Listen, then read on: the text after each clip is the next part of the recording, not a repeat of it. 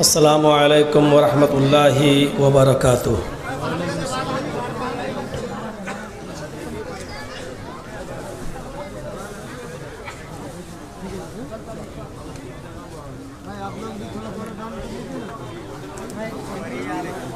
الحمدللہ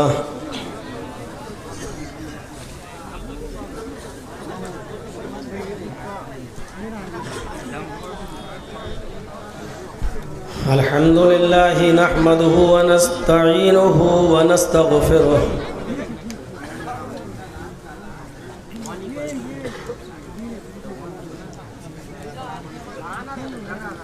ونعوذ باللہ من شرور انفسنا ومن سیئات اعمالنا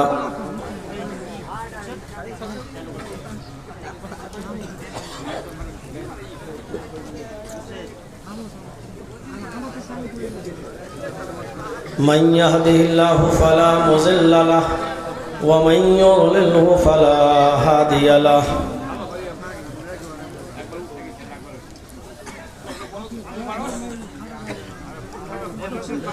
وأشهد أن لا إله إلا الله وحده لا شريك له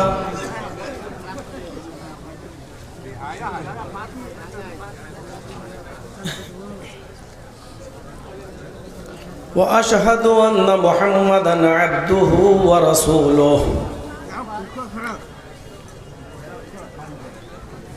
أما بعد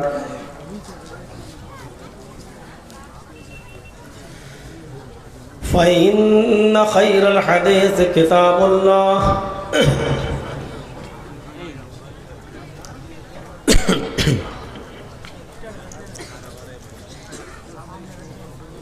وخير الهدي هدي محمد صلى الله عليه وسلم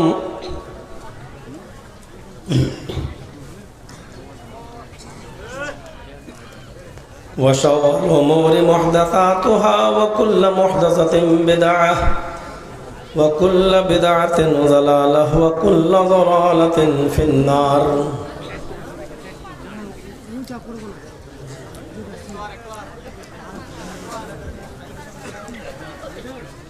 أعوذ بالله من الشيطان الرجيم بسم الله الرحمن الرحيم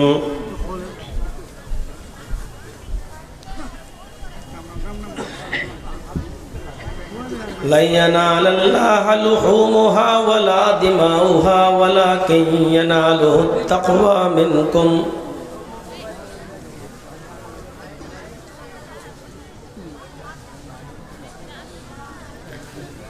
وعن ابي هريره رضي الله تعالى عنه قال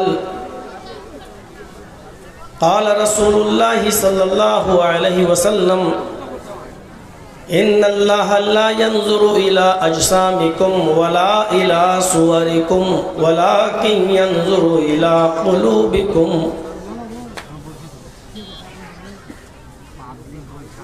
رواه البخاري۔ رب اشرح لي صدري ويسر لي امري واحلل عقدة من لساني يفقهوا قولي۔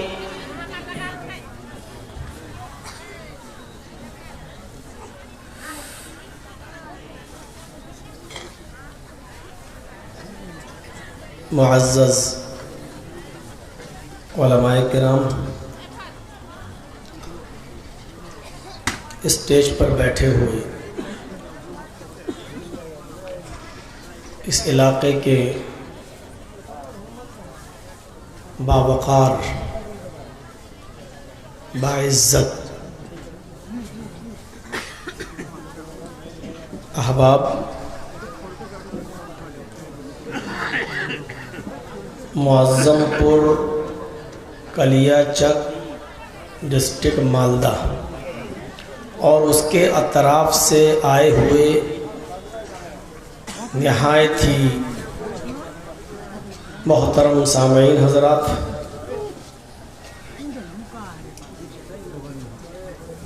دونوں کناروں پر سائیڈ میں بیٹھی ہوئی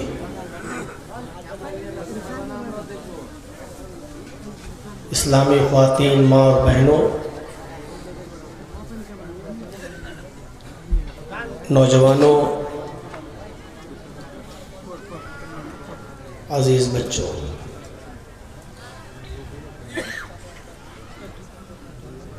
کئی دن پہلے یہ تاریخ 4 اور 5 فروری آپ کے یہاں فکس تھی۔ کئی دنوں سے آپ لوگوں نے اس کو سجایا ہے، اور آج دھیرے دھیرے وہ تاریخ نکٹ آتی گئی، اور آج وہ مبارک دن ہمیں اور آپ کو دیکھنے کو ملا۔ اور اس دن کی اس رات میں اس جگہ پر بیٹھ کر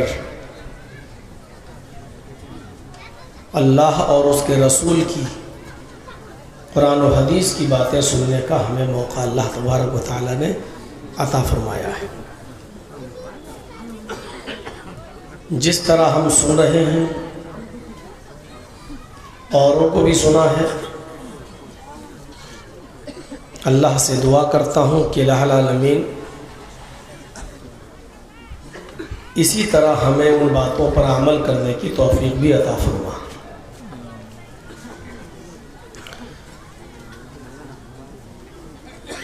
آج میں آپ کے سامنے کچھ نصیحتیں کروں گا، اور اس لیے کروں گا کیونکہ ان نصیحتوں کی آج کے اس دور میں ضرورت ہے۔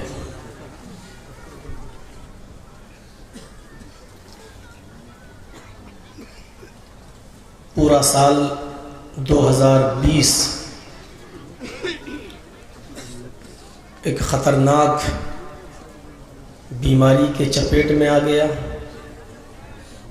اور گزر گیا، اور اس لاک ڈاؤن نے ہمارے اس وطن عزیز، اس ملک ہندوستان کی ہر طریقے سے کمر توڑ کر رکھ دی ہے۔ اقتصادی ہو، معاشی ہو، سروس کے لائن کی ہو، بزنس کے لائن کی ہو، کاروباری ہو، ہر طریقے سے کمر ٹوٹی ہوئی ہے۔ اللہ سے دعا کیجئے کہ یہ 2021 اس سال کو وہ رحمت کا سال بنائے، اور ہمارے ملک کے لیے بھی امن اور شانتی اور سکون کا سال اس کو بنائے۔ پورے سال پروگرام نہیں ہوئے، اور اب کچھ جو شروع ہوئے ہیں تو اس میں تڑپ دیکھی جا رہی ہے لوگوں کی۔ مجھے کل 2 پروگرام ایک دن میں نپٹانا پڑے۔ پرسوں میرا پروگرام تھا میرٹھ میں، ڈسٹرکٹ غازی آباد کے ایک ٹاؤن بھوجپور میں، اور وہیں سے سیدھے چلا دہلی، اور دہلی سے فلائٹ پکڑی، پاک ڈوگرا آیا، اور کل پہلا پروگرام میں نے کیا شام کو 4:15 سے لے کر 5:20 تک پنجی پاڑا میں، اور وہاں سے پھر سفر کیا تو رات کے 11 بجے سے لے کر 1 بجے تک کل پروگرام پھر دوسرا میں نے کیا بھاٹول میں، اور پھر آج آپ کے سامنے۔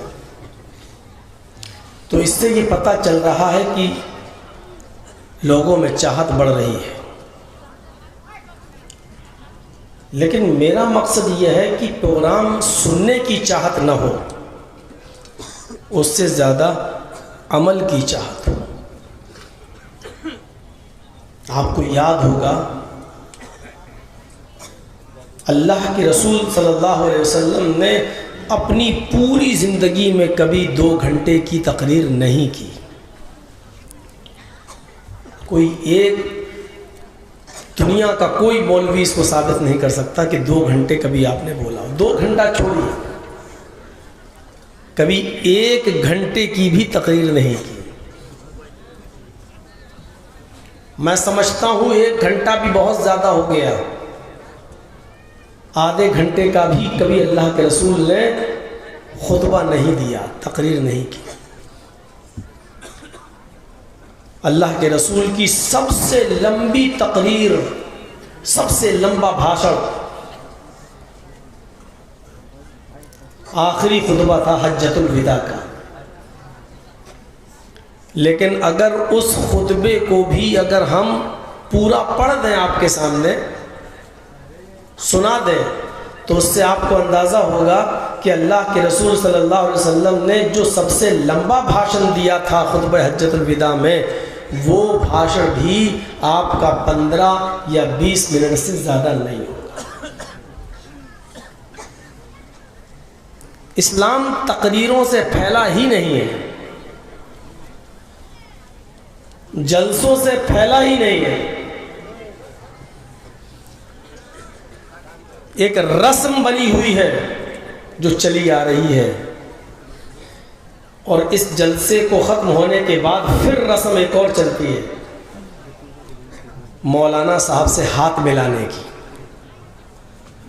جلسہ ختم ہوا، السلام علیکم السلام علیکم، ہاتھ ملائیں گے. ایسا لگے گا جیسے اب جلسے کے بعد ہاتھ ملانا ضروری ہو گیا ہے، اس کے بغیر ہمیں جنت نہیں ملے گی. یا جلسہ تو سن لیا، اب مولانا صاحب سے ہاتھ ملائیں گے تبھی ہم جنت میں جائیں گے.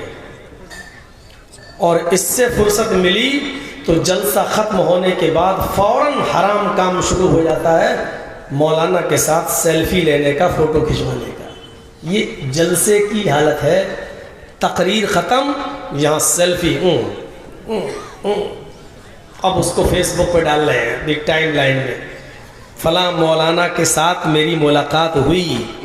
اب ان کو کمنٹ میں مبارکباد مل رہی، ماشاء اللہ مجھے بھی ملوا دیجئے. یہ جلسوں میں ہو رہا ہے. اللہ کے رسول صلی اللہ علیہ وسلم نے ایک خطبہ دیا ہے، تقریر کی عید کے دن. پہلے مردوں میں عورتیں آتی تھیں، آواز عورتوں تک رہی گئی، تو مردوں میں خطاب کرنے کے بعد، بھاشن دینے کے بعد اللہ کے رسول عورتوں میں گئے، لیڈیز کے اندر، خواتین کے اندر گئے، تو آپ نے ان کو بھی نصیحت کی. اور جانتے ہو اللہ کے رسول نے عید کے دن، عید کی نماز کے بعد عورتوں میں جو خطبہ دیا وہ کیا تھا؟ یا معاشر النساء تصدقن فإنی اریتکن اکثر اہل النار. قلنا وبما یا رسول اللہ؟ قال تکثرن اللعن وتکفرن العشیر. کتنی دیر لگی اتنے خطبے میں؟ یہ خطبہ تھا اللہ کے رسول کا، بس ہو گیا.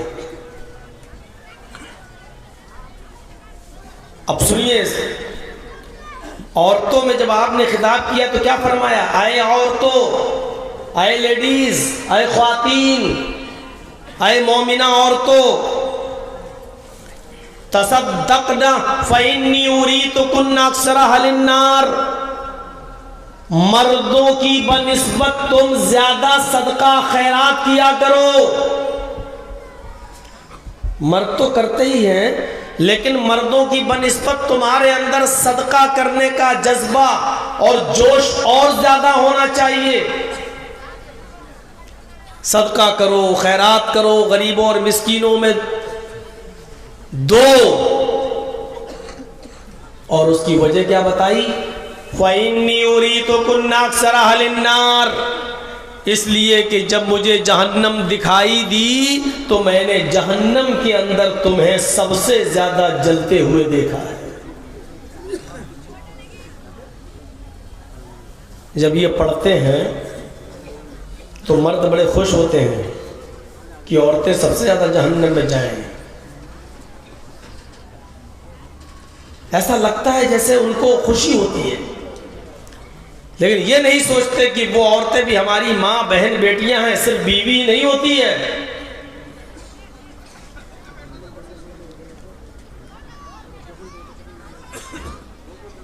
جہنم میں سب سے زیادہ تمہاری تعداد دکھائی دی۔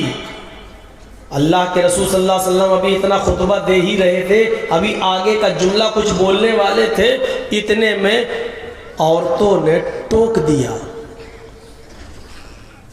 آگے کی نہیں سنیں گے؟ اے اللہ کے رسول آگے کیا بولنا چاہتے ہیں وہ بعد میں بتائیے گا، لیکن آپ نے جو یہ ابھی فرمایا ہے کہ عورتوں کو جہنم میں سب سے زیادہ جلتے ہوئے دیکھا ہے، تو پہلے اس کا ریزن بتا دیجئے، پہلے اس کا سبب بتائیے، کارن کیا تھا، جہنم میں عورتیں سب سے زیادہ کیوں دکھائی دیں؟ آپ وجہ بتا دیجئے، ریزن بتا دیجئے، تاکہ ہم ابھی سے اپنی آپ کی اصلاح کر لیں، فکر کر لیں، اور وہ بات اگر ہمارے اندر پائی جا رہی ہے تو ہم اس سے دور ہو جائیں۔ تو اللہ کے نبی نے فرمایا قلنا وبما، کیوں جہنم میں سب سے زیادہ جلتی ہوئی کیوں دکھائی دی؟ تو اللہ کے رسول نے دو چیزیں بتائیں۔ کیا فرمایا؟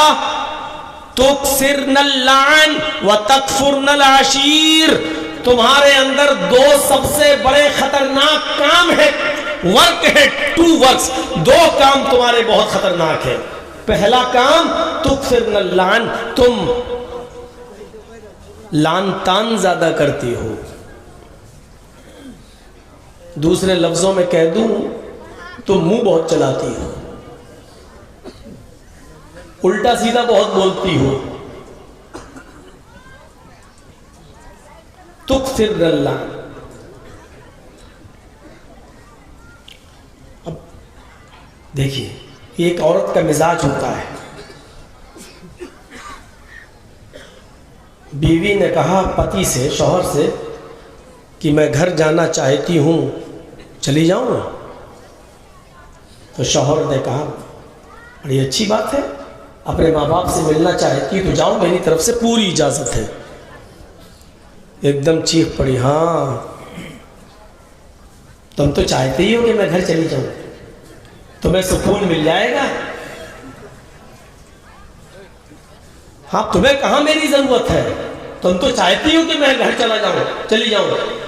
شوہر نے کہا لا حول ولا قوت الا باللہ، ارے کم وقت تو نہیں تو کہا کہ میں گھر جانا چاہتی ہوں، میں اجازت دے رہا ہوں تو بیکار ہو گیا۔ اب اسی عورت کا مزاج دیکھیے، شوہر سے کہتی ہے کہ میں گھر جانا چاہتی ہوں، کیا میں چلی جاؤں؟ شوہر کہتا ہے نہیں نہیں ابھی مت جاؤ، کیا کرو گی؟ 2-4 دن کے بعد چلے جانا، ابھی مجھے بہت سے کام ہیں، تم ہماری ہیلپ کرو۔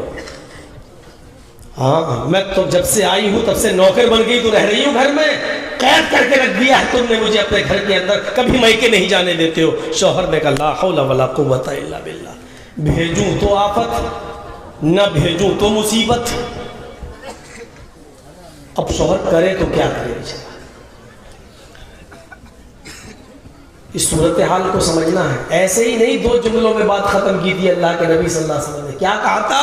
پہلا ریزن کیا ہے تمہارے سب سے زیادہ جہنم میں جانے کا؟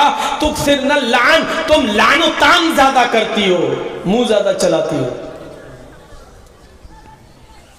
اور لعن طعن کا مطلب فلانی ایسی، فلانی ڈھمکا ایسی ہے، اچھا وہ بہت غلط، کسی نہ کسی کی برائی چل رہی ہو۔ اور دوسری چیز آپ نے کیا فرمائی؟ وَتَكْفُرْنَ الْعَشِيرَ، تم اپنے پتی کی، شوہر کی، اپنے ہسبینڈ کی نافرمانی بہت کرتی ہو۔ عورتیں جہنم میں سب سے زیادہ جو جائیں گی وہ صرف 2 ریزن کی وجہ سے، ایک تو اپنی زبان درازی کی وجہ سے، الٹا سیدھا بولنے کی وجہ سے، اور دوسرا اپنے شوہر کی نافرمانی کرنے کی وجہ سے۔ یہ میں صرف یہ بتانے کا مقصد یہ ہے کہ زیادہ لمبی چوڑی تقریر نہیں ہوتی تھی، اللہ کے رسول نے 2 باتیں کہی بس، اس کے بعد خطبہ ختم۔ کتنی دیر لگی؟ اے عورتوں صدقہ و خیرات کرو، میں نے جہنم میں تمہیں سب سے زیادہ جلتے ہوئے دیکھا ہے۔ کچھ عورتوں نے سوال کیا سب سے زیادہ جلنے کی وجہ کیا ہے؟ اللہ کے نبی نے فرمایا تم لعن طعن زیادہ کرتی ہو اور شوہر کی نافرمانی زیادہ کرتی ہو، بس۔ وآخر دعوانا ان الحمدللہ رب العالمین۔ کتنی دیر لگی؟ تقریر ہو گئی، نصیحت ہو گئی، جاؤ پہلے اسی پر عمل کرو۔ اور ان عورتوں نے بھی ضد نہیں کی، نہیں اللہ کے رسول ہم تو بڑی دور سے آئے ہیں، ہمیں اور سنائیے اور سنائیے اور سنائیے اور سمجھائیے۔ ذرا غور کرو مزاج کیا بنا دیا آج ہم نے۔ رسم مت بناؤ جلسے کو، جلسوں کے بعد پھر سیلفی لینا، پھر یہ کرنا اور وہ کرنا، اور عمل کے بجائے لوگوں سے کمنٹ حاصل کرنا کہ بس ہم نے جلسہ کروایا تھا، ہمارے ہاں جرجی صاحب آئے تھے۔ اب تو کھانا کھانے جہاں بیٹھو تو ادھر بھی فوٹو لے لیے جاتے ہیں، پانی پیو تو ادھر بھی فوٹو لے لیے جاتے ہیں، بستر پر لیٹا ہوا ہے کوئی آدمی ملنے آیا تو وہ بھی لیٹے لیٹے فوٹو لے رہا ہے۔ ہمیں تو ڈر لگتا ہے کہیں اگر باتھ روم میں جاؤں تو ادھر کا فوٹو نہ لینا شروع کر دیں گے لوگ کہ ادھر کا بھی نہیں لیا جائے، بھائی چھوڑا ہی نہیں جائے۔ اتنی اجازت نہیں ہے شریعت کے اندر کہ آپ جہاں چاہیں گے وہاں سیلفی لے لیجئے، جہاں چاہیں گے آپ جیسا مس یوز کرنا چاہیں، اتنی اجازت نہیں ہے۔ اور جو بھی عبادت ہو، جو بھی اس عبادت کے اندر خلوص ہونا چاہیے۔ جلسہ کر رہے ہیں اللہ ہم اس مقصد سے کر رہے ہیں، اس مقصد میں کامیابی عطا فرمائے۔ خلوص کے بنا، اخلاص کے بنا آپ کی عبادت بیکار ہے۔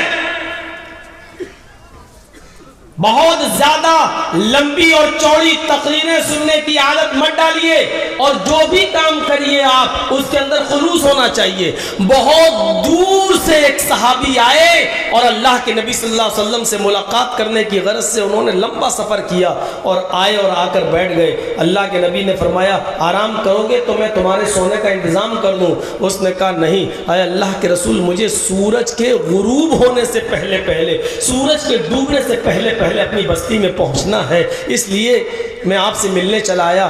آپ نے کہا کیا چاہتے ہو؟ کہا اللہ کے رسول مجھے کچھ نصیحت کر دیجئے۔ اے اللہ کے نبی مجھے کچھ نصیحت کر دیجئے۔ بس اللہ کے رسول نے دیکھا کہ بہت دور جائے گا، اگر سورج ڈوب گیا تو یہ اپنے گھر نہیں پہنچ پائے گا، راستے میں خطرناک جنگل ہے، اس کو جنگلوں سے گزرنا پڑے گا، رات میں جنگلوں کو کراس کرنا اس کے لیے مصیبت ہے، لہٰذا سورج کے ڈوبنے سے پہلے اس کو گھر پہنچ جانا چاہیے۔ تو اللہ کے رسول نے اس کے سامنے لمبی چوڑی تقریر نہیں کی، آپ نے فرمایا تم اتنی دور سے آئے ہو اور وہاں واپس بھی جاؤ گے؟ کہا ہاں۔ سوچو، دور سے آیا، دوپہر میں پہنچ گیا، شام تک پھر اپنے گھر پہنچنا چاہ رہا ہے، کس لیے آیا؟ ایک نصیحت آپ مجھے کر دیجئے۔ اللہ کے رسول نے صرف ایک ہی نصیحت اس کو کی اور اس نصیحت نے اس کی دل کی زندگی بدل دی۔ آپ نے اس سے فرمایا تم جنگل سے ہوتے ہوئے گھر جاؤ گے؟ ہاں چلے جاؤ۔ کہا اللہ کے رسول نصیحت؟ کہا نصیحت صرف ایک ہے، اذا سألت فاسأل اللہ واذا استعنت فاستعن باللہ۔ راستے میں اگر کبھی بھی کسی بھی چیز کی ضرورت تجھے پڑ جائے تو صرف ایک اللہ سے سوال کرنا، اذا سألت فاسأل اللہ، صرف ایک اللہ سے سوال کرنا، واذا استعنت فاستعن باللہ، اور اگر تمہیں کسی چیز کی مدد کی ضرورت پڑ جائے تو اللہ سے مدد طلب کرنا، یہاں تک کہ اگر تمہارے جوتے کا تلوا، جوتے کا تسمہ ٹوٹ جائے تو اس کو بھی تم ایک اللہ سے مانگنا۔ یہ نصیحت کی اور آپ نے اس کو رخصت کر دیا کہ جاؤ اب تم جا سکتے ہو۔ غور کرو ان تین باتوں میں کتنا ٹائم لگا۔ تم جا رہے ہو، جاؤ، راستہ لمبا ہے، سورج کے ڈوبنے سے پہلے تمہیں اپنے گھر پہنچنا ہے۔ بس ایک نصیحت یاد رکھنا، اگر کبھی کسی چیز کا سوال کرنا ہو تو اللہ سے سوال کرنا، اگر مدد مانگنا ہو تو اللہ سے مدد مانگنا، اور تمہارا جوتا بھی اگر ٹوٹ جائے، اس کے نیچے کا تلوا بھی اگر ٹوٹ جائے تو اس کا سوال بھی اللہ سے کرنا۔ میرے بھائیوں، اس نصیحت نے اس کی پوری زندگی بدل دی۔ پورا اسلام اسی پر ڈیپینڈ ہے، پورا دین یہی ہے کہ جو مانگو اللہ سے مانگو۔ باقاعدہ اللہ تبارک و تعالیٰ نے قرآن کے سورہ فاتحہ میں یہ آیت نازل کر دی، جب تم نماز پڑھو تو تمہاری کوئی بھی نماز، چاہے وہ فرض ہو، چاہے وہ سنت ہو، چاہے وہ نفل ہو، چاہے وہ اشراق ہو، چاہے وہ چاشت ہو، چاہے وہ تہجد ہو، چاہے وہ تراویح ہو، چاہے وہ وتر ہو، چاہے چاہے وہ جنازہ ہو، کوئی بھی نماز ہو، تمہیں یہ آیت پڑھنا ہی پڑے گی، ایاک نعبد و ایاک نستعین، اے اللہ ہم تیری ہی عبادت کرتے ہیں اور تجھ سے ہی مدد طلب کرتے ہیں۔ یہ آپ کو اللہ سے وعدہ کرنا پڑے گا، اس کے بعد آپ کچھ کام کریے، رکوع سجدہ بعد میں کریے، قیام بعد میں کریے، آپ کا تحیات بعد میں بیٹھیے، درود شریف بعد میں پڑھیے، سلام بعد میں پھیریے۔ پہلے اللہ سے وعدہ کرو کہ جب بھی تم عبادت کرو گے تو صرف ایک اللہ کی عبادت کرو گے، اور جب مدد طلب کرو گے تو ایک اللہ سے مدد طلب کرو گے۔ ایاک نعبد وَإِيَّاكَ نَسْتَعِينُ، یہ کہنا پڑتا ہے کچھ بھی مانگنے سے پہلے، اے اللہ ہم تیری ہی عبادت کرتے ہیں اور تجھ سے ہی مدد طلب کرتے ہیں۔ یہ پڑھنے کے بعد اب آپ کو مانگنا ہے جو کچھ مانگیے، اہدنا الصراط المستقیم، اے اللہ ابھی ہم نے کہا کہ عبادت تیری کریں گے اور مدد بھی تجھ سے لیں گے، تو اب تو میری مدد فرما۔ ہم عبادت میں لگے ہوئے ہیں، نماز پڑھ رہے ہیں، رکوع کر رہے ہیں، سجدہ کر رہے ہیں، اب تو میری مدد بھی کر، کیونکہ عبادت کرنا میرا کام ہے اور مدد کرنا تیرا کام ہے۔ اس لیے اللہ عبادت میں نے شروع کر دی، تو بھی مدد کرنا شروع کر دے، اور سب سے پہلے میری مدد اس کام پر کر، اہدنا الصراط المستقیم، اے اللہ مجھ کو سیدھے راستے پہ چلا جو تیرا راستہ ہو، تیرے نبی کا راستہ ہو، قرآن کا راستہ ہو، حدیث کا راستہ ہو، جو بزرگوں کا، صالحین کا، نبی انبیاء کرام کا، بزرگان دین کا، ان کا جو راستہ ہو اس راستے پر تو ہم کو چلا۔ صراط الذین انعمت علیہم غیر المغضوب علیہم ولا الضالین، اے اللہ مجھے ان لوگوں کے راستے پہ مت چلا جن کی اوپر تیرا غضب اور غصہ نازل ہوا، جن کو تو نے اپنے غیظ و غضب اور غصے سے ہلاک و برباد کر دیا، یعنی یہود و نصارہ کے راستے پر تو ہم کو نہ چلا۔ آپ اس بات کا اقرار کر رہے ہیں کہ عبادت ہم نے شروع کر دی تو مدد کرنا تو شروع کر دے، اور اس کی جیتی جاگتی مثال نماز ہے۔ عبادت آپ کر رہے ہیں، اللہ سے مدد مانگ رہے ہیں، یہ دو ٹکڑے ہیں۔ اے اللہ ہم تیری ہی عبادت کرتے ہیں اور تجھ سے ہی مدد مانگتے ہیں۔ عبادت کون کرتا ہے؟ بندہ، اور مدد کون کرتا ہے؟ اللہ۔ اس کا مطلب کیا ہے؟ بندے تو اپنا کام کر، میں اپنا کام کروں گا۔ تیرا کام کیا ہے؟ تیرا کام یہ ہے کہ عبادت تو میری کرتا جا، اور میرا کام یہ ہے کہ ہم تیری مدد کرتے جائیں۔ یہ اس بات کا اقرار ہے ہم اللہ کی عبادت کرنا شروع کر دیں، اللہ ہماری مدد کرنا شروع کر دیں۔ اور اب عبادت کس کو کہتے ہیں؟ مسجد میں چلے جاؤ 4 رکعت نماز پڑھ دو، یہی عبادت ہے؟ نہیں، ہر وہ کام عبادت ہے جس کام کے کرنے پر آپ کو ثواب ملتا ہے، ہر وہ کام عبادت ہے۔ راستے میں پتھر پڑا ہوا ہے اس کو ہٹا دینا اور راستے سے دور کر دینا بھی عبادت کا حصہ ہے۔ کانٹا پڑا ہے، چھلکا پڑا ہے، کسی اندھے کا پیر اس پر نہ رکھ جائے، پھسل نہ جائے، کوئی بوڑھا آدمی نہ دیکھ پائے بیچارہ، وہ گرے گا، گھٹنے کے بل بیچارے کی کمر میں ریڑھ کی ہڈی ٹوٹ جائے گی، آپ نے اس کو ہٹا دیا۔ یہ بھیا ایک کان میں نے آج تو لگا لیا ہے لیکن کل مت لگائیے گا، یہ تو ایسا لگ رہا ہے جیسے عورتوں والی چٹیاں میں نے اپنے پیچھے ڈال لی ہے، یار بڑا ڈینجر معاملہ یہ۔ ارے ہاتھ پیچھے کر رہا ہوں تو لج رہا ہے، آگے کرنے میں لگ رہا، یہ سب ویڈیو میں آ جائے، یوٹیوب پہ جاتی ہے سب۔ نہیں یہ سمجھ میں نہیں آ رہا یہ کیا کرتے ہیں آپ لوگ، کہیں لگاتے نہیں ہیں، اسی علاقے میں زیادہ لگتا ہے۔ ماڈرن زمانہ ہے، تھوڑا سا اسٹینڈری لائیے اپنے اندر۔ آپ کا کوئی مائک نہیں چل رہے ہیں، اب تو بس ایک لگا دیا تار وار، کچھ نہیں، تقریریں ہو رہی ہیں، آواز جا رہی ہے، سب چیزیں آج کل ریموٹ سے چلنے لگی ہیں، آپ لوگ وہیں پڑے ہوئے ہیں ابھی وہی پرانی چال۔ تو عبادت صرف وہی نہیں ہے۔ ایک اور عبادت بتا دوں، بہت سستی عبادت، سستی نہیں، فری کی عبادت، اور چاہو تو روزانہ ثواب لے سکتے ہو۔ اللہ کے نبی صلی اللہ علیہ وسلم نے فرمایا کہ اگر کوئی شخص روٹی کا لقمہ اٹھا کر پیار اور محبت سے اگر اپنی بیوی کو بھی کھلا دے اور اس کے منہ میں ڈال دے تو اس پر بھی ثواب۔ تو پتہ کیا چلا کہ یہ بھی عبادت کا ایک حصہ ہے، ثواب مل رہا ہے، اور جس چیز پر ثواب ملے وہ عبادت کا حصہ ہے۔ اب تم آفس میں 5 بجے آؤ گے تو بیوی تمہارا انتظار کرے گی۔ ہم نے جھمیلے اتنے پال رکھے ہیں کہ وہ گھروں میں جو محبت پیدا کی تھی اللہ کے رسول صلی اللہ علیہ وسلم نے، وہ نکل گئی۔ حضرت عائشہ صدیقہ فرماتی ہیں کہ میرے پاس ایک کھجور آئی کہیں سے، میں نے اس کو اٹھا کر رکھ دیا۔ اللہ کے نبی صلی اللہ علیہ وسلم مسجد میں نماز پڑھانے گئے ہیں، تھوڑی دیر لوگوں کو واعظ و نصیحت کریں گے، دعوت و تبلیغ کے بعد تھکے ہوئے گھر آئیں گے، پتہ نہیں آپ نے کچھ کھایا ہوگا یا نہیں کھایا ہوگا، کچھ پیا ہوگا یا نہیں پیا ہوگا۔ یہ کھجور میرے پاس کہیں سے آئی، میں اس کھجور کو رکھ دیتی ہوں، اللہ کے نبی کو کھلا دوں گی۔ ایک کھجور، اور اس کو خود نہیں کھا رہی ہیں، اللہ کے رسول کے لیے رکھ دیا۔ جذبہ دیکھ رہے ہیں شوہر کا کتنا خیال، اور کون؟ امی عائشہ۔ اور عمر کتنی ہے اس وقت؟ ہوگی تقریباً 14 سال یا 15 سال کی بس۔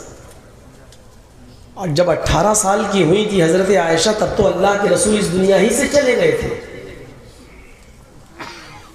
یہ پہلے کا واقعہ ہے، 3-4 سال پہلے کا۔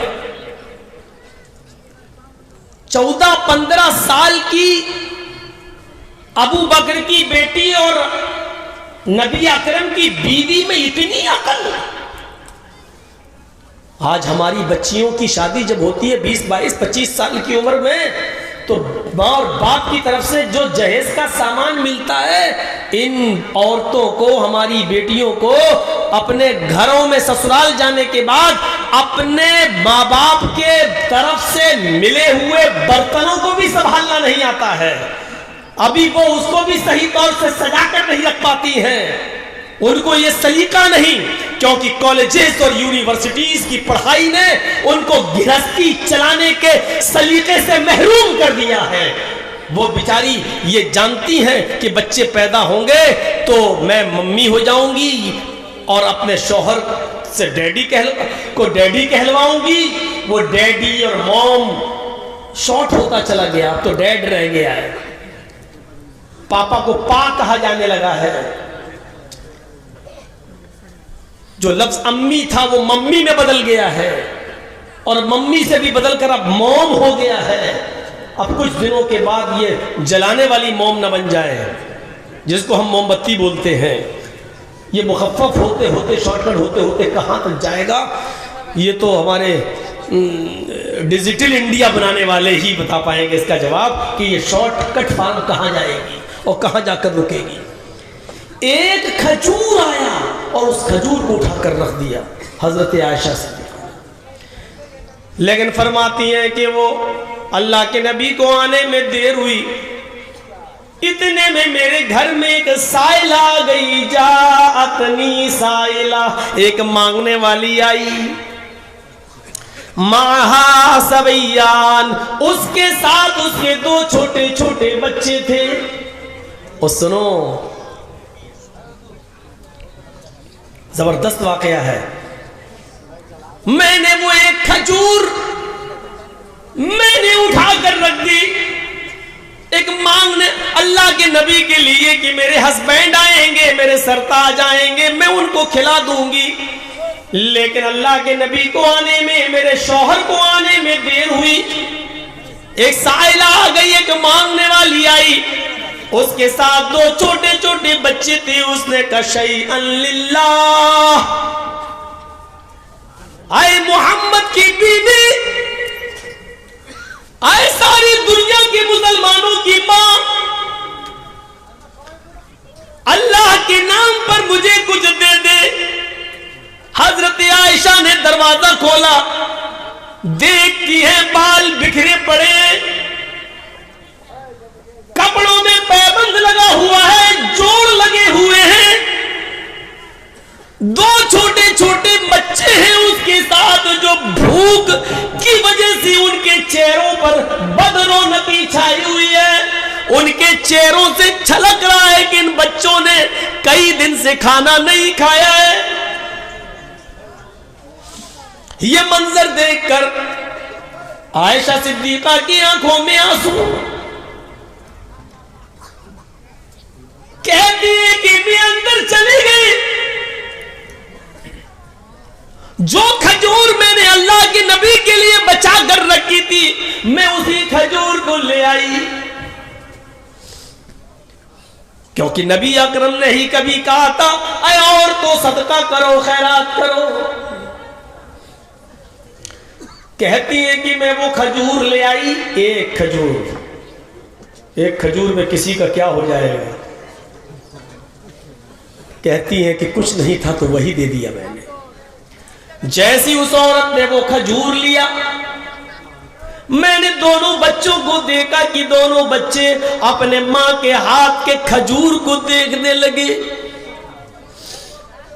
دائیں طرف جو بچہ تھا وہ چاہتا تھا کہ یہ کھجور مجھے مل جائے، بائیں طرف کا بچہ چاہتا تھا کہ ماں یہ کھجور مجھے دے دے۔ عائشہ فرماتی ہے میں نے اس عورت کو دیکھا، اس نے اس کھجور کے دو ٹکڑے کر دیے، بیچ سے گٹھلی نکالی اور پھینک دیا، اور اس کھجور کے اس نے دو ٹکڑے کیے، 2 پارٹس میں ڈیوائیڈ کر دیا، ہاف آدھا کھجور اس نے اس بچے کو دے دیا اور آدھا کھجور اس نے اس بچے کو دے دیا۔ یہ بخاری میں ہے، یہ حدیث بخاری میں ہے، لیکن مسلم شریف کی حدیث میں تھوڑا سا جملہ بدلا ہوا ہے۔ حضرت عائشہ کہتی ہے کہ میرے پاس 3 کھجوریں کہیں سے آ گئیں، میں نے دونوں حدیثیں میں آپ کے سامنے پیش کر دے رہا ہوں، یہ والی میں نے کر دی بخاری کی، اب مسلم بھی سن لو۔ مسلم کے اندر کیا ہے؟ میرے پاس 3 کھجوریں کہیں سے آئیں، میں نے ان کھجوروں کو اللہ کے نبی کے کھانے کے لیے رکھ دیا تھا، نبی کو آنے میں دیر ہوئی، ایک مانگنے والی میرے دروازے پہ آئی، میں ان 3 کھجوروں کو لے کے نکلی، میں نے دیکھا اس عورت کے ساتھ 2 بچے ہیں، میں نے ان 3 کھجوروں کو اس عورت کو دے دیا، اس عورت نے ایک کھجور ایک بچے کو دیا، دوسرا کھجور دوسرے بچے کو دے دیا، اور ایک کھجور اس نے اپنے کھانے کے لیے رکھ لیا کہ اس کو میں کھا لوں گی۔ بچوں نے اپنے اپنے کھجور کھا لیے، ماں اپنے دونوں بچوں کو دیکھ رہی ہے، دونوں بچوں نے اپنے اپنے کھجور کھا لیے۔ حضرت عائشہ کہتی ہے کہ میں نے اپنی نظروں سے دیکھا، پھر ان بچوں نے اپنی ماں کے کھجور پر بھی نظر جما لی، گویا کہ وہ مانگ رہے ہو امی یہ کھجور بھی مجھے دے دو، اور دوسرا شاید اس کی آنکھیں بھی یہی سوال کر رہی تھی کہ امی تم نہ کھاؤ، میری بھوک نہیں مٹی ہے، یہ مجھے دے دو۔ عائشہ فرماتی ہیں ان بچوں نے زبان سے تو نہیں مانگا، لیکن ان بچوں کی نظروں نے ماں کو یہ بتا دیا کہ میرے بچے، ان کی آنکھیں کیا سوال کر رہی ہیں۔ اس ماں کو رحم آیا، اس نے ایک کھجور خود نہیں کھایا، بچوں نے اپنے اپنے کھجور کھا لیے، اور ماں نے اپنے کھجور کی گٹھلی نکالی اور پھینکا، اور اپنے اس کھجور کے 2 ٹکڑے کر دیے، آدھا اس بچے کو دے دیا اور آدھا اس بچے کو دے دیا۔ یہاں تک تھوڑا سا الفاظ میں فرق تھا، وہاں 1 کھجور یہاں 3 کھجور، لیکن یہاں آنے کے بعد ایک ہو گئے کہ تیسری کھجور جو ماں کے پاس تھی ماں نے اس کو بھی نہیں کھایا، بلکہ اس کھجور کو بھی 2 ٹکڑوں میں بانٹ دیا، ایک اس کو ایک اس کو، بچوں کو کھلا دیا اور دعا دے کے چل دی۔ تھوڑی دیر کے بعد اللہ کے نبی صلی اللہ علیہ وسلم گھر میں تشریف لائے. کہا عائشہ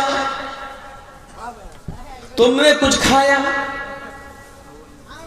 حضرت عائشہ فرماتی ہیں نبی نے میرے بارے میں پوچھا ضرور کہ تم نے کچھ کھایا کہ نہیں کھایا، لیکن حقیقت یہ ہے کہ اللہ کے نبی یہ پوچھنا چاہ رہے تھے عائشہ کیا کچھ میرے لیے بھی موجود ہے یا نہیں. ایک شوہر کی ذمہ داری دیکھیے، کیا کہتے ہیں عائشہ تم نے کچھ کھایا؟ میں تو صبح سے دعوت و تبلیغ میں گیا تھا، تم نے کچھ کھایا؟ لیکن حضرت عائشہ کیسی بیوی تھی، وہ کہہ رہی ہیں اللہ کے نبی پوچھ رہے ہیں میرے بارے میں، لیکن حقیقت یہ ہے کہ اللہ کے رسول صلی اللہ علیہ وسلم یہ جاننا چاہ رہے ہیں کہ تم نے کھایا، میرے لیے بھی کچھ تھوڑا بہت چھوڑا یا گھر میں کچھ ہے. بیوی کی نظریں پہچاننے والی ہونی چاہیے شوہر کی حالت کو. اما عائشہ پہچان کہنے لگی ہیں اے اللہ کے نبی میری فکر چھوڑیے، میرے پاس 1 کھجور تھی یا 3 کھجوریں تھیں، میں نے آپ کے لیے رکھ لیا تھا. اچھا پھر کیا ہوا؟ تم کھا گئی ہو کیا؟ نہیں، جب آپ کے لیے رکھا تھا تو میں کیسے کھاتی؟ تو پھر کیا ہوا؟ کہا ایک مانگنے والی آئی، پھر اس کے ساتھ 2 چھوٹے چھوٹے بچے تھے. اچھا، اس نے اللہ کے نام پہ مانگا، میں نے اس کو 3 کھجوریں دے دی، اس نے 1 کھجور اپنے دونوں بچوں کو دے دی، اور 1 کھجور بچی جو خود کھانا چاہتی تھی لیکن بچوں کی بھوک کے آگے مجبور ہو گئی، اور اس نے اپنے اس کھجور کے بھی 2 ٹکڑے کر کے آدھا اس کو اور آدھا اس کو دیا اور آگے بڑھ گئی. اب عائشہ کہتی ہیں کہ اللہ کے نبی کو جب میں نے یہ منظر بتایا تو آپ نے فرمایا عائشہ کیا اس عورت کو ایسا کرتے ہوئے تو نے اپنی آنکھ سے دیکھا ہے؟ میں نے جواب دیا ہاں. اے اللہ کے نبی کیا اس کے ساتھ 2 چھوٹے چھوٹے بچے تھے؟ ہاں.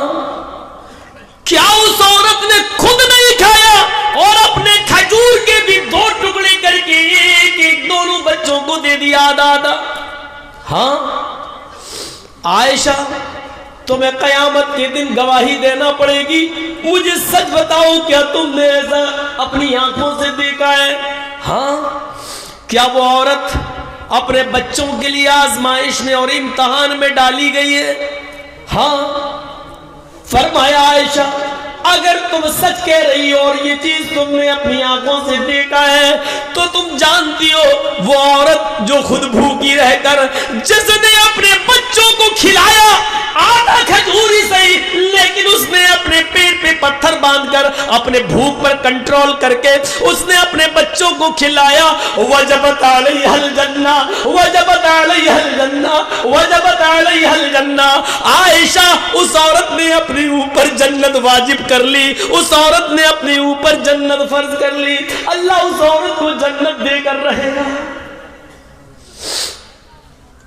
وہ عورتیں بچوں کی پرورش کی فضیلت کیا جانیں جن کو بچے چاہیے ہی نہیں اور جا کر ایبورشن کراتی ہیں اور کہتی ہیں کہ بس 2-3 کافی ہیں، اب ہمیں اس کی ضرورت نہیں. وہ کیا جانے بچوں کی پرورش کا اجر کیا ہوتا ہے اور ثواب کیا ہوتا ہے. اور اپنے آپ کو بھوکا رکھ کر بچوں کو پالنے پر اللہ کے نبی کہتے ہیں کہ اس عورت نے جنت کو واجب کر لیا. یہ جذبہ،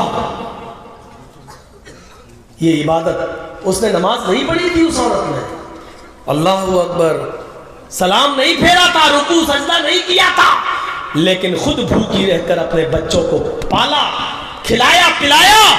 اس پر بھی اللہ کے نبی کہہ رہے ہیں کہ اس پر جنت واجب. اس کا مطلب یہ ہے کہ اپنے آپ کو بھوکا رکھ کر اپنے بچوں کو پالنا، ان کو کھلانا اور پلانا، ان کے لیے محنت کرنا، ان کے لیے مزدوری کر کے لانا اور ان کا پیٹ پالنا بھی عبادت ہے. تم اللہ کی عبادت کرتے رہو، اللہ مدد کرتا رہے گا. یعنی رزق حلال کماتے رہو. تم کوشش تو کرو حلال روزی کمانے کی، کیونکہ یہ عبادت ہے. اللہ نے کہا تم عبادت جب کرو گے میری تو مدد ہم کریں گے، تمہارے اس کاروبار میں بھی ہم مدد کریں گے.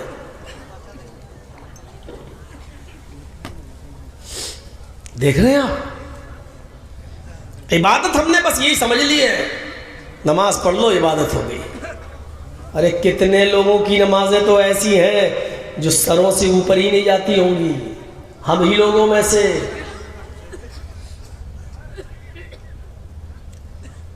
ہے کوئی مذہب. پڑھیے وہ حدیث، ایک آدمی سفر کرتا ہے اور مسافر ہو کر کہیں جاتا ہے. اللہ کے نبی فرماتے ہیں کہ سفر میں اللہ مسافر کی دعا ضرور قبول کرتا ہے. لیکن یہ عجیب مسافر ہے، یہ سفر کرتا ہوا لمبا چوڑا پریشانیاں اٹھاتے ہوئے کسی دوسری بستی میں گیا. اذان کا وقت ہوا، وضو بنایا اور مسجد میں چلا گیا، نماز پڑھتا ہے، عبادت کرتا ہے. اس کے بعد اللہ تعالیٰ کو تنہائی میں پکارتا ہے، یا ربی یا ربی یا ربی، اے اللہ مجھے یہ دے، مجھے یہ دے، مجھے یہ دے. مسافر ہے، جانتا ہے حدیث ہے، اللہ کے نبی نے فرمایا مسافر کی دعا اللہ رد نہیں کرتا. یہ سوچ رہا ہے کہ اللہ میری دعا قبول کرے گا اس لیے کہ میں مسافر ہوں. یہ مسافر کہتا ہے یا ربی یا ربی یا ربی، اے اللہ مجھے یہ دے، مجھے یہ دے، مجھے یہ دے. اوپر سے آواز آتی ہے، اللہ فرماتا ہے میرے بندے میں تجھے کچھ نہیں دوں گا. اللہ ایسا کیوں ہے؟ میں نے ظہر میں بھی کہا یا ربی یا ربی، اے اللہ مجھے یہ دے، مجھے یہ دے.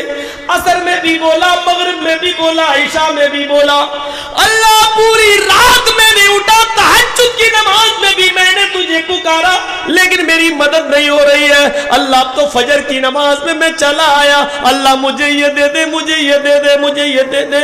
اوپر سے آواز آتی ہے اے میرے بندے میرا نبی جھوٹا نہیں ہے، اس نے کہا مسافر کی دعا اللہ سنتا ہے لیکن میں تجھے دوں تو کہاں سے دوں؟ مطعمہ حرام ومشربہ حرام وملبسہ حرام وغذی بالحرام. او میرے بندے تو جو کھا کر آیا ہے وہ مال حرام تھا، جو کھا کر آیا ہے وہ حرام مال تھا. اے میرے بندے تو جو پی کر آیا وہ بھی حرام. مطعمہ حرام، تیرا کھانا حرام کا، تیرا پینا حرام کا. وملبسہ حرام، تیرے جسم پر جو کپڑا ہے وہ بھی مال حرام کا، حرام کمائی سے تو نے خریدا ہے.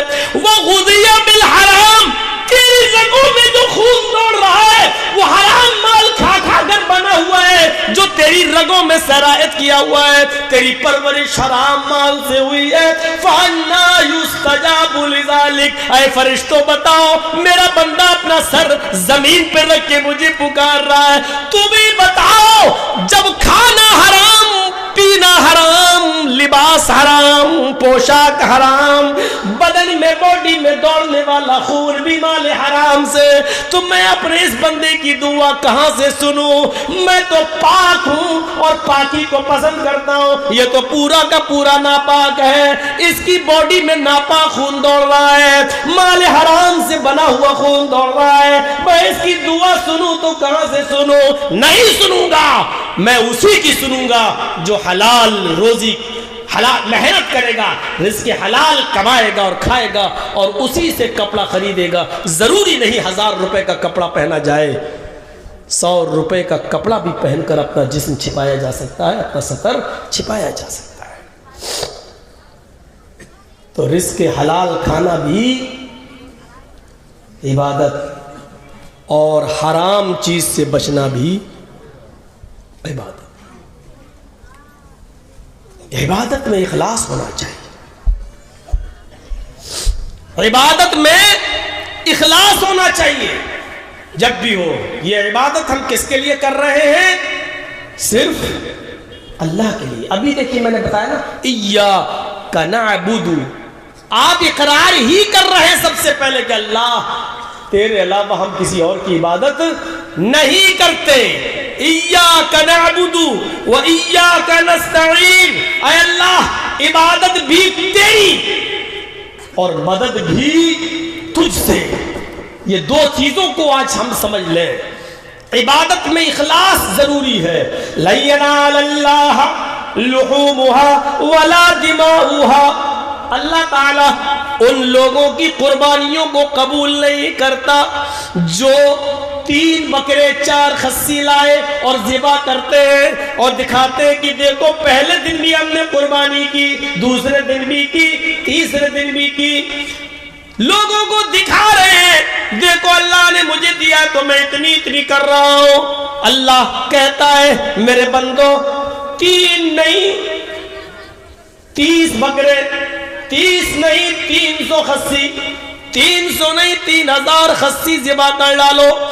یاد رکھنا تمہارے ان جانوروں کا خون اور گوشت ہمارے پاس نہیں آتا ہے. لن ینال اللہ لحومها ولا دماؤها. تمہارے ان جانوروں کا خون اور اس کا گوشت ہمارے پاس نہیں پہنچتا.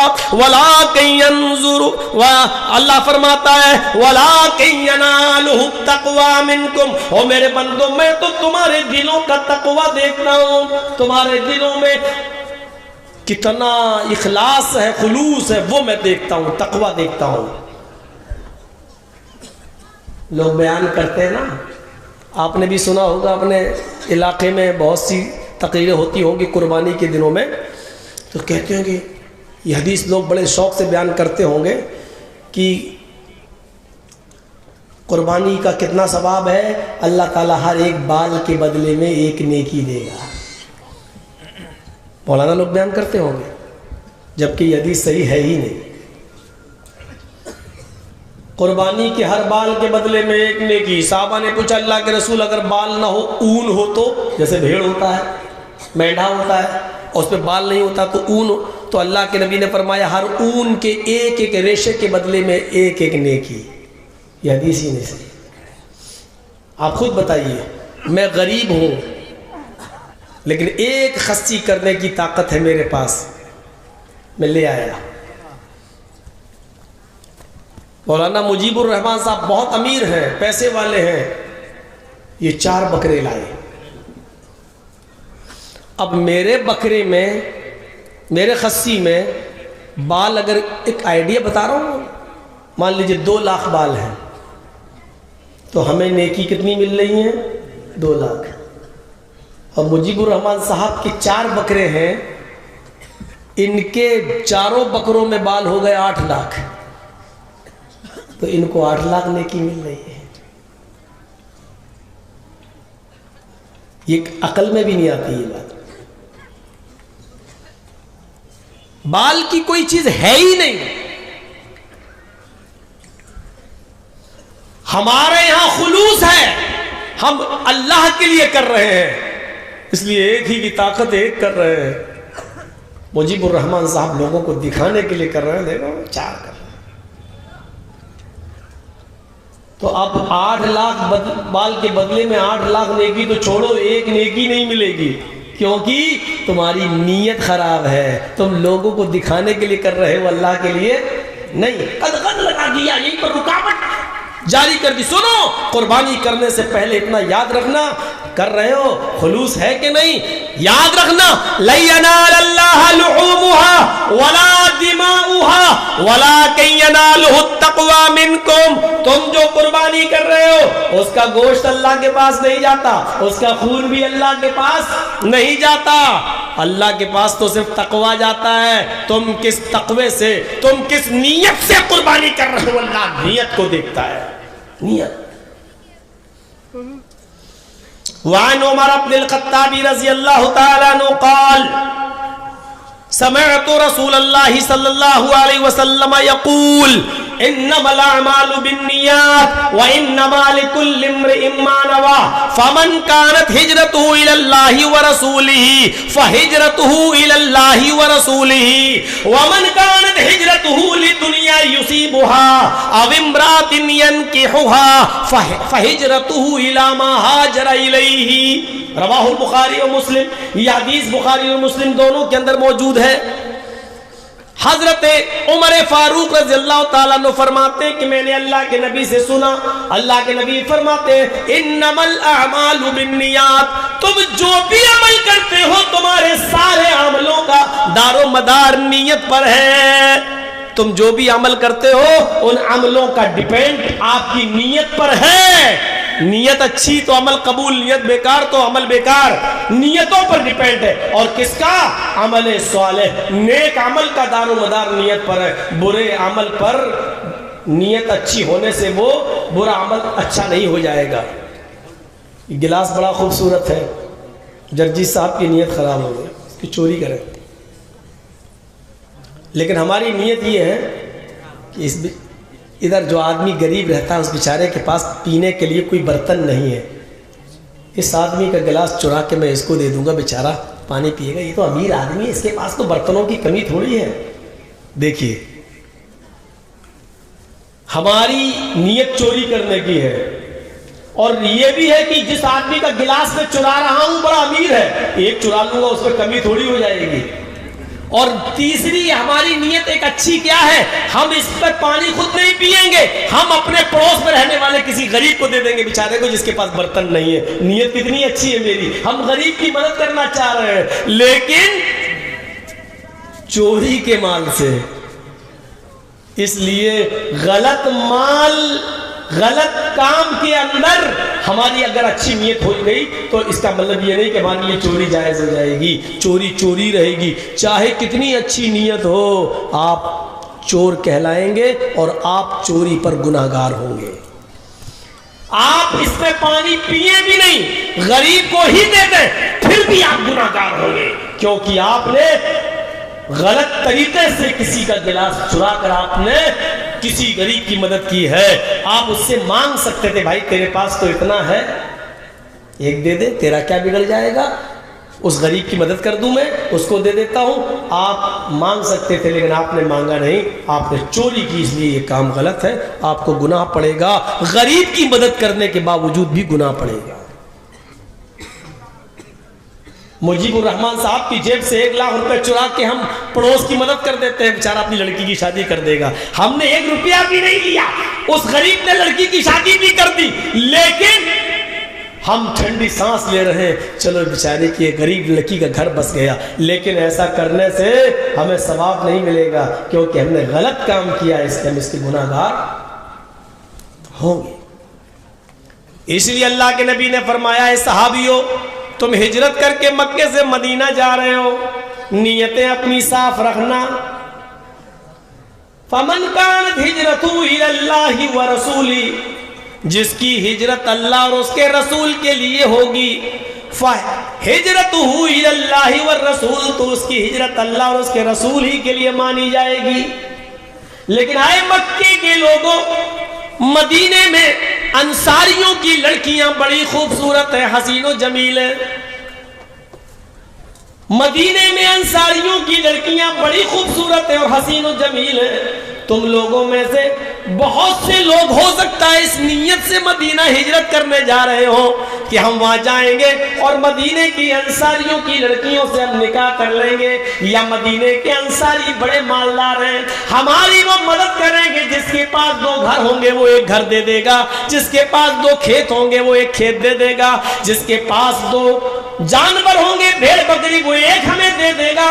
یعنی مال لینے کے لیے، دنیا کمانے کے لیے، یا ان کی لڑکیوں سے شادی کرنے کی نیت سے اگر تم جا رہے ہو تو سن لو، وَمَنْ كَانَتْ هِجْرَتُهُ لِلدُّنْيَا يُصِيبُهَا، اگر دنیا پانے کے لیے ان کے مال و دولت پر تمہاری نظر ہے، او امرات ینکحها، یا ان کی کسی عورت یا لڑکی سے تمہاری نیت نکاح کرنے کی ہے، اور اس لیے تم مکہ چھوڑ کے مدینہ ہجرت کرنے جا رہے ہو، تو یاد رکھنا تمہاری تمہاری ہجرت اللہ اور اس کے رسول کے لیے نہیں ہوگی. فَهِجْرَتُهُ إِلَىٰ مَا هَاجَرَ إِلَيْهِ، بس جس چیز کی تم نے نیت کی ہے تمہیں وہی ملے گا.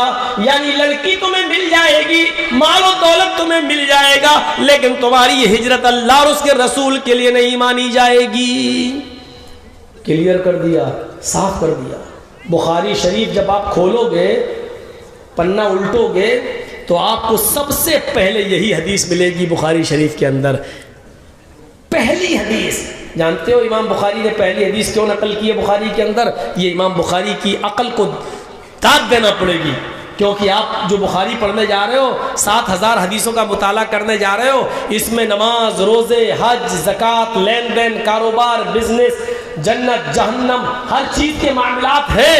لیکن ان تمام معاملات کو پڑھنے سے پہلے تم اپنی نیت صحیح کر لو، کیونکہ آگے کا معاملہ سب نیت پر ڈیپینڈ ہے، نیت پر ڈیپینڈ ہے. اس لیے سب سے پہلے انہوں نے اس حدیث کو درج کیا ہے. ہماری نیتوں پر ڈیپینڈ ہے، نیتوں پر. بخاری شریف کے اندر ایک بڑا اچھا قصہ آیا ہے. اچھا سنیے تو ذرا، آپ کو بھی اچھا لگے گا. اور یہ کوئی لیلا مجنوں کی کتاب سے ہم نہیں سنا رہے ہیں، بخاری شریف کی حدیث سے ایک واقعہ سنا رہے ہیں. سنیے، آج بہت آہستہ آپ کو سمجھا رہا ہوں میں، نصیحت ہے میری. سنیے یہ واقعہ بخاری کا. ایک آدمی نے نیت کی، ایک آدمی نے نیت کی کہ میرے پاس بہت سا مال ہے، لیکن اللہ کے رسول صلی اللہ علیہ وسلم نے فرمایا کہ صدقہ و خیرات کرو، کسی غریب کی مدد کرو، اس طرح مدد کرو کہ دائیں ہاتھ سے کسی کو دو تو بائیں ہاتھ کو بھی اس کی خبر نہ ہو. تو ایسا کرتا ہوں، رات کے اندھیرے میں نکلوں گا اور کسی غریب آدمی کی مدد میں کروں گا، جو بھی ضرورت مند مجھے راستے میں ملے گا میں اس کی مدد کروں گا. نیت کیسی تھی؟ میں کچھ آپ سے پوچھتا بھی جاؤں گا، دیکھتا ہوں کہ سن رہے ہیں کہ سو رہے ہیں. اچھا یہ بتائیے کہ اس آدمی نے یہ سوچا رات کے اندھیرے میں میں نکلوں گا اور کسی غریب آدمی کی مدد کروں گا، کسی کو پتہ ہی نہیں چلے گا کہ میں نے کسی غریب کی مدد کی ہے. نیت کیسی تھی؟ اچھی. عشاء کی نماز کے بعد لیٹ گیا، سو گیا، آدھی رات کے بعد اٹھا. اس نے کہا چلو سب سو رہے ہیں، اب دیکھوں کون ضرورت مند ہے. اپنے مال جس کو صدقے و خیرات کے لیے نکالا تھا، اس مال کا تیسرا حصہ 3 حصوں میں اس نے تقسیم کر رکھا تھا. 3 حصوں میں اس کا ایک حصہ اس نے نکالا اور رات کے اندھیرے میں نکل گیا کسی کو دینے کے لیے. جیسے ہی وہ رات میں نکلا تو کیا دیکھا؟ اس کے گھر سے نکلنے کے بعد 1-2 کلومیٹر کی دوری پر، 1-2 میل کی دوری پر اس نے ایک آدمی کو دیکھا کہ وہ بیٹھا ہوا ہے سڑک کے کنارے. یہ آدمی سمجھا کہ یہی ضرورت مند ہے. یہ اس کے قریب گیا اور اس نے اس آدمی کا نام کچھ نہیں پوچھا. اس نے پوچھا رات کے اندھیرے میں کوئی ضرورت مند ہی نکل سکتا ہے؟ لگتا ہے تم کوئی مجبور آدمی ہو. اگر راستہ بھول گئے ہو تو میں تمہیں راستہ بتا دوں، اور اگر تمہیں کسی مجبوری نے گھر سے نکالا ہے تو مجھے بتاؤ. میرے پاس صدقے کا کچھ مال ہے، میں ایک غریب آدمی کی مدد کرنا چاہتا ہوں. وہ آدمی فوراً بولا مجھے کسی مجبوری ہی نے گھر سے باہر نکالا ہے، اور میں ضروری نہیں سمجھتا کہ میں اپنے گھر کی مجبوری تمہیں بتاؤں. صدقہ دینے والا کہنے لگا میں بھی ضروری نہیں سمجھتا کہ تمہارے گھر کی مجبوری کو میں جانوں. تم نے کہہ دیا مجبور ہوں، میں صدقے کا مال تمہیں دے رہا ہوں، یہ لے لو. دے دیا اس کو. اپنے گھر چلا آیا، وضو بنایا اور تہجد کی نماز پڑھنے لگا. تہجد کی نماز پڑھ کر بڑا خوش تھا.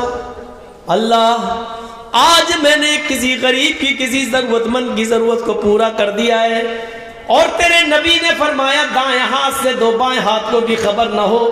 میں نے دائیں ہاتھ سے دیا اور بائیں ہاتھ کو بھی خبر نہیں ہوئی. سو گیا. تھوڑی دیر کے بعد فجر کی اذان ہو گئی. اٹھا اور مسجد میں نماز پڑھنے گیا. نماز پڑھ کے گھر آیا, قرآن کی تلاوت کرنے لگا. قرآن کی تلاوت کے بعد تھوڑا سا بازار کی طرف, گھر سے باہر کی طرف نکلا, چہل قدمی کر لوں. اس زمانے میں لوگ فجر کی نماز کے بعد سویا نہیں کرتے تھے, اور اچھا بھی نہیں ہے فجر کی نماز کے بعد سونا.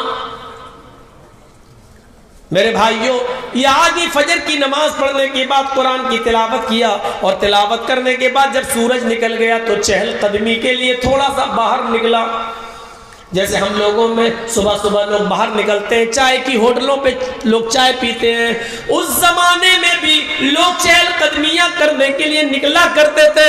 یہ بازار میں پہنچتا ہے تو کیا سنتا ہے, لوگوں میں شور ہو رہا ہے, کچھ لوگوں میں یہ چرچا ہو رہا ہے. میں ان کے پاس بیٹھ گیا, میں نے پوچھا کس بات کا چرچا ہو رہا ہے, تم لوگ کون سی بات پر گفتگو کر رہے ہو؟ سارے لوگ مجھ سے کہنے لگے اس آدمی سے, تمہیں نہیں معلوم؟ کہا نہیں. ارے پتہ نہیں رات میں کوئی اللہ کا نیک بندہ, پتہ نہیں رات میں کوئی اللہ کا نیک بندہ اپنے گھر سے آدھی رات کے بعد نکلا, اس کے پاس صدقے کا مال تھا اور وہ کسی غریب کی مدد کرنا چاہتا تھا, لیکن وہ بیچارہ دھوکہ کھا گیا. اسی سے کہہ رہے ہیں, یہ کہتا ہے دھوکہ کھا گیا.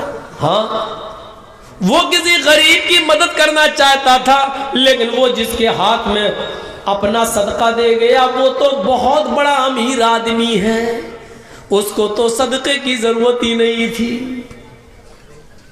وہ آدمی دھوکہ کھا گیا اور غریب کے بجائے کسی امیر آدمی کی مدد کر گیا.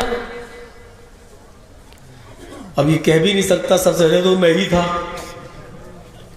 اس لیے کہ میں نے تو اللہ کے لیے کیا, میں کیوں جتاؤں کہ میں نے دیا.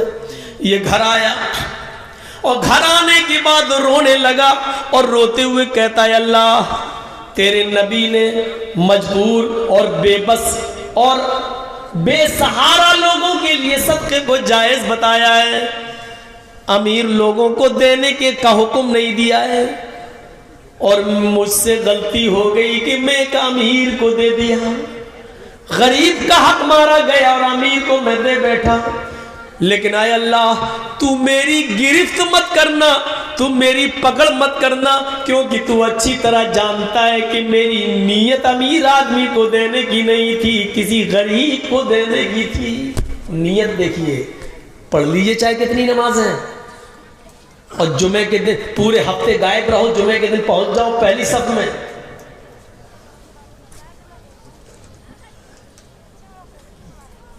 اور اس لیے پہنچ جاؤ کہ محلے والے یہ کہیں گے اگر جمعے کے دن نماز نہیں پڑھیں گے تو لوگ کہیں گے پورا ہفتہ تو پڑھتا نہیں, کمینہ جمعے تک کی نہیں پڑھتا. پڑھتے رہو چاہے کتنی نمازیں. یہ جتنے بھی کام ہو رہے ہیں, ہمارے 10 سال کے بچے نے روزہ رکھا, افطار پارٹی ہو رہی ہے, رشتہ داروں کو بلایا جا رہا ہے, کیا ہوا میرے بچے نے روزہ رکھا. ابے تیرے باپ کی حدیث ہے تیرا بچہ روزہ رکھے تو سب کو بلا. کہاں سے لایا یہ سارے ڈرامے تو؟ ختنہ کرایا بچے کا, ہار ڈالا اس کے اوپر, کیا ایسا لگ رہا جیسے آج ہی مسلمان ہوا ہے بچہ, بہت بڑی نعمت مل گئی ہے اس کو. سن لو, اس طریقے کے کھانے چاہے رمضان کے روزے رکھنے کی خوشی ہی میں کیوں نہ ہو. میرے بچے نے روزہ رکھ لیا, آج میرے بچے نے کلام پاک ختم کر لیا, قرآن شریف پورا کر لیا, بلاؤ خوشی میں, سب کو بلایا جا رہا ہے, کھانا لو, کیا کس خوشی میں؟ بچے نے کلام پاک ختم کر لیا. اللہ کے رسول پر جبرائیل نے بھی کلام پاک مکمل کیا, کبھی دعوت کی اللہ کے نبی نے؟ ہر سال ایک بار قرآن کا دور کراتے تھے, کبھی کھانا کھلایا اللہ کے نبی نے؟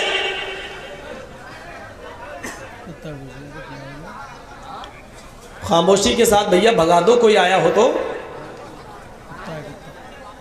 کوئی رشوت خور ہوگا, اس کا جنم ہوا ہوگا کتے ہوتے کا. خاموشی سے بھگا دو.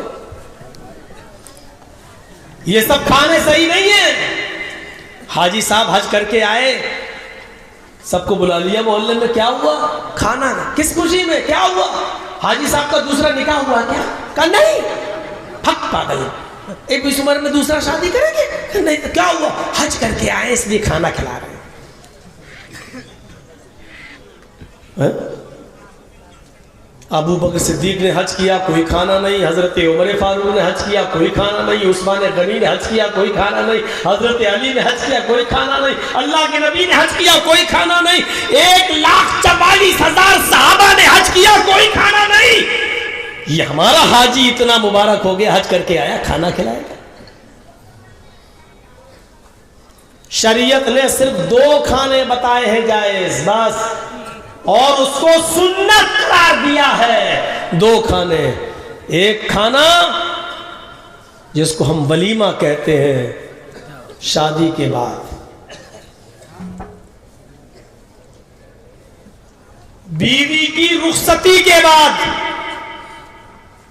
اور میاں اور بیوی, ہسبینڈ اور وائف کی تنہائی میں ملاقات کرنے کے بعد جو کھانا کھلایا جاتا ہے. ایک بات یاد رکھیے, ایک غلط ذہن سے تصور یہ نکال دیجئے کہ لوگ سمجھتے ہیں کہ لڑکی کی رخصتی ہو گئی اور ودا ہو جانے کے بعد شوہر اور بیوی کے درمیان جو تعلقات قائم ہوتے ہیں ہم بستری کے, جب تک وہ نہ ہو جائے تب تک ولیمہ نہیں. یہ صحیح نہیں ہے یہ سوچ. دونوں لوگوں کو آپس میں کمرے میں بٹھا دیا جائے اور وہ دونوں علیک سلیک کر لیں, دعا سلام کر لیں, دونوں ایک دوسرے سے گفتگو کر لیں, یہ ملاقات, یہ لقاء ہو گیا ہے. اس کے بعد آپ کبھی بھی ولیمہ کر سکتے ہو, یہ ولیمہ آپ کے لیے جائز ہے. اس کے اندر وہ پہلی رات ہے اور یہ وہ سب ہم بولنا بھی نہیں چاہتے ہیں, اس طرف جانا بھی نہیں چاہ رہے ہیں ہم. ہماری ماں بہنیں بھی میرے سامنے ہی بیٹھی ہوئی ہیں. تو میرے بھائیوں, وہ ضروری نہیں ہے وہ چیز, اتنا یاد رکھیے گا. بس ملاقات ہو جائے, دونوں ایک کمرے میں آپس میں بات چیت کر لیں, گفت و شنید ہو جائے, علیک سلیک ہو جائے, آپس میں ایک دوسرے کو کچھ کھلا پلا دیں, یہ ملاقات ہو گئی. اس کے بعد آپ ولیمہ کیجئے. اور ولیمہ کوئی ضروری نہیں کہ ایک ہی دن کریں, آپ دوسرے دن بھی کرنا چاہیں تو دوسرے دن بھی کھلائیں, تیسرے دن بھی کھلائیں, ہفتہ بھر کھلائیں, 10 دن کھلائیں, 20 دن کھلائیں, آپ کو کوئی نہیں روک رہا ہے. روک رہا ہوں تو صرف اس بات سے کہ چور اور ڈاکو بن کر لڑکی والوں کے گھر مت کھاؤ. بہت بڑا اس سورما ہے نا تو کھلانا. لڑکی کو لے کے تو آیا, شادی تو نے کی ہے, تو اب تو کھلا. دوسرے دن بھی کھلانا. کھلانے پلانے کا بڑا شوق ہے, 20 دن کھلا, 25 دن کھلا, 1 مہینہ کھلا, کوئی رکاوٹ نہیں ہے. کھلا جتنا کھلا سکتا ہے, ولیمہ کر. لیکن دھوس لڑکی والے کو مت کہو اتنے باراتی آئیں گے, ان کی خدمت کرنا پڑے گی. اور بھیک مانگنے کی سٹائل جانتے ہو کیسے؟ دیکھو, دہیج کا سامان دینے میں ہم ہندی بول رہے ہیں, ورنہ اردو میں جہیز کہتے ہیں. جہیز کا سامان میں اگر 1-2 آئٹم کم ہو جائیں تو چلے گا, لیکن میرے مہمانوں کے ساتھ ان کی خاطر مدارات میں کمی نہیں ہونی چاہیے. اس کا مطلب جانتے ہو وہ کیا کہنا چاہ رہا ہے؟ میرے مہمانوں کی خاطر مدارات میں کمی نہیں ہونی چاہیے. اس کا مطلب یہ کہہ رہا ہے بیف نہیں چلے گا. وہ بند جملوں میں کہہ رہا ہے یا تو خسی یا دیسی مرغا. اگر بیف کھلا دیا تو زندگی بھر تیری لڑکی کو تانے دے دے کہ ہم گھر میں مار ڈالیں گے. اس کو کہتے ہیں انٹرنیشنل بھکاری. اس کو کہتے ہیں یہ سورما بنا پھرتا ہے جو لڑکی والے سے اپنے مہمانوں کو کھلانے کی بھیک مانگ رہا ہے. یہ ہے اللہ کی قسم تمہاری نظروں میں وہ ہوگا مہاجن. مہاجن ہی بولتے ہیں نا بنگال میں. آپ کے یہاں ہوگا مہاجن. مولوی چرچیز کی نظر میں اس سے بڑا انٹرنیشنل بھکاری کوئی نہیں ہے جو اپنے بیٹے کی شادی میں لڑکی والے سے اور لڑکی کے باپ سے یہ کہے کہ مٹن اور قورمہ اور بکرا اور دیسی مرغے کے آئٹم کھلاؤ گے تو بارات آئے گی، نہیں تو نہیں۔ یہ مہاجن ہوگا سماج کے لیے۔ مولوی جرجیس کی نظر میں اس سے بڑا فرنیچر اور اس سے بڑا بھکاری کوئی نہیں ہے۔ تو مہاجن ہے، تو کھلانا، ولیمہ کر 20 دن۔ ارے تو مٹن نہیں دمبا کھلا، اور دمبا چھوڑ، دلی کی شالیمار ہوٹل سے لیگ پیس منگا اور کھلا، وہاں سے انٹرنیشنل کھانے منگا اور کھلا، تجھے کوئی نہیں روک رہا ہے، لیکن لڑکی والے پر بوجھ نہیں ڈال سکتے ہو تم۔ بات گھوم گئی۔